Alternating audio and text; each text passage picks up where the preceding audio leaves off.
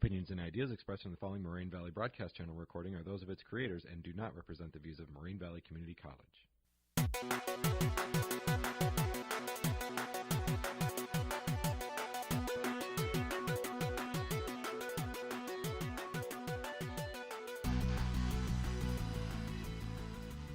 Hi listeners, today on the Fab 4 podcast, Food for Thought, we're going to be talking about the Fight for 15, and it's going to be with Brittany, Carmen, Erica, and Sean. And for our first topic, it's going to be about the positioning on how do you feel about the Fight for 15. So how I feel is, at first, I wasn't totally for the Fight for 15, but reading it goes way deeper than just a regular person wanting Fight for 15. There's a single mother specifically who talks about how she doesn't have enough to provide for her family. $9 wasn't enough. She wanted more.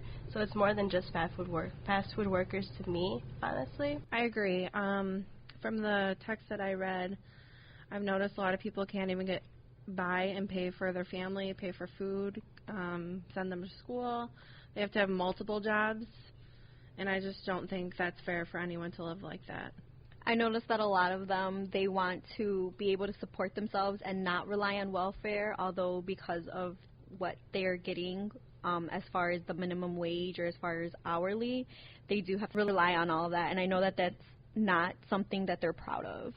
At least that's the vibe I got from the readings. After reading the articles, I was for the case against it. Then I will say right now I am taking the side for it because my position changed when I learned that about the history of it and the movement of it. I thought at first it was just fast food workers, but actually it started from fast food workers, and then it now includes healthcare workers, adjunct professors, and then others. So it totally changed my positioning regarding the issue. So I noticed that on social media, from my personal experience with my Facebook and stuff, I have a lot of friends that are nurses, and they just think that everyone who works fast food, although the Fight for 15 is more than just the fast food workers, but they think that a lot of the fast food workers don't even deserve the $15 an hour because they don't do anything, they don't go to school or anything, they don't do anything that makes everyone else think that they should. Yeah, I agree. Personally, for someone that just works in retail, it's kind of, for a person that actually has a degree and, stuff like that, for them, it just, it's kind of petty to them because it's just, I had to do all this work to get here, and then, you literally just flip burgers and you get paid $15 an hour. I could be doing that, honestly. Right. Yeah, at first when I was thinking about this, I was really against it, but now I'm for it. But at first, I thought it was only for fast food workers, and I work in a school as a teacher's aide, and I make less than $15 an hour, so I thought, why would they make more than I make? But when I learned it would be for everyone, I changed my mind, which is probably not for the best reasoning, but now I'm for it. Opinions on this topic across social media are mostly against the Fight for 15.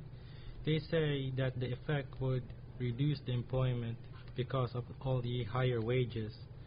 And when I found out that on the articles, when the leading economists in the LA Times, it says the article that says, does a minimum wage hurt workers? Their answer for the economists was we don't know. 38% say that they were uncertain. 24% said that it wouldn't hurt it, and 26% says it would reduce employment. But then the result would be better because the CBO, the Congressional Budget Office, finds that raising the minimum wage to $10.10 would benefit 16.5 million workers and then raise the middle-class families. Also on social media, they said that the product would cost more if employees are being paid more. And then that's not the case if you see the Big Mac index. In Australia, they have paid anywhere from 6 cents to 70 cents extra for their Big Macs compared to Americans, and they get paid $15 an hour. Also, one of the CEOs for the Wetzel's Pretzels in California says that when the minimum wage raised, his business actually boosted. So mostly the arguments that were posted in social media weren't backed up by real-world facts. I agree with what you said, like how a lot of people think that just because the minimum wage is being raised, automatically that means that they have to raise the wages of Big Macs and everything, because there's even a meme out there that shows the U.S. minimum wage versus the Big Mac price, but like you said, in Australia, how their minimum wage is higher. The Big Mac is literally like 6 cents more than what we charge here in the U.S. So, and their minimum wage is, what, $8 and a few change more than what our fast food workers get paid here. I mean, I know like a lot of the internet memes are against the fight for 15, but I think it's because those memes are made by a lot of the people who like are against it, but they also think that the fast food workers are like, I guess their position is belittled compared to theirs, like they're more superior, I guess. There's another meme that I saw that it's an EMT and it says they make $9 an hour, and then how McDonald's workers would make 15. And I'm pretty sure an EMT worker made that, and some people who work in those type of jobs, they are really mad about it because they don't feel it's fair that people who are flipping burgers would make $15 an hour when they're still making minimum wage. And like I said, at first I didn't think that way completely, but a little bit of me thought, like, why can't I make that much? But now, seeing all this stuff, I completely agree now that everyone should at least be making 15 an hour.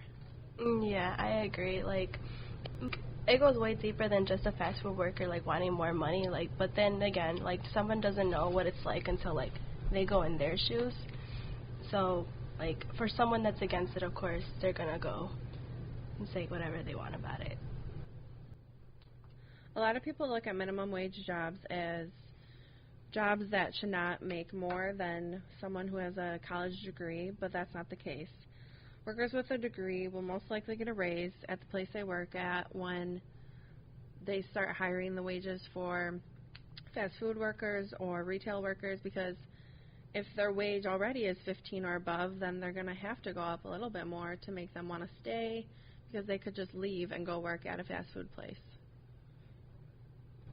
I feel like everyone has their own opinion on how they feel about the 514, whether they're for it or against it. Obviously, someone that's against it is going to say, like, I have to do all this work, and then for someone that's less than me, making the same amount as me, it's unfair to them. But then again, they don't know what it's like until they actually go through it. I agree with you. Like, a lot of the opinions that we see online or anywhere in general are usually 9 out of 10 times against the fight for 15, but I think that's also because, like you said, they haven't themselves been in it, because I don't think someone who is a mother of 3, who has to work 2 jobs, who has to also be relying on welfare, is doing that by choice or because she doesn't want anything better for her. Like, obviously, I think she would want to get an education if she could, but sometimes a lot of people don't have that luxury.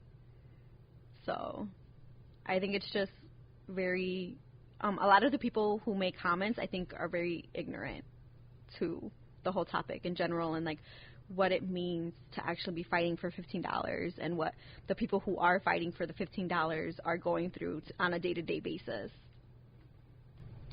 I think the general public feels the way they do because of the terms being used, such as burger flipper and Whopper assembler. If the public were more informed that it's beyond those fast food workers, and then also the cost of the welfare by the taxpayers, they would change their mind. If they were more informed about the personal stories of the people and how the big companies can afford paying them, they would start to think more before saying that they don't deserve it. And then from the personal stories, the fast food workers worked for a lot of years and they had little to no raises. So asking for the $15 is not giving them a big raise. It is more of compensating for the 10 years that gone by which they have not gotten a raise.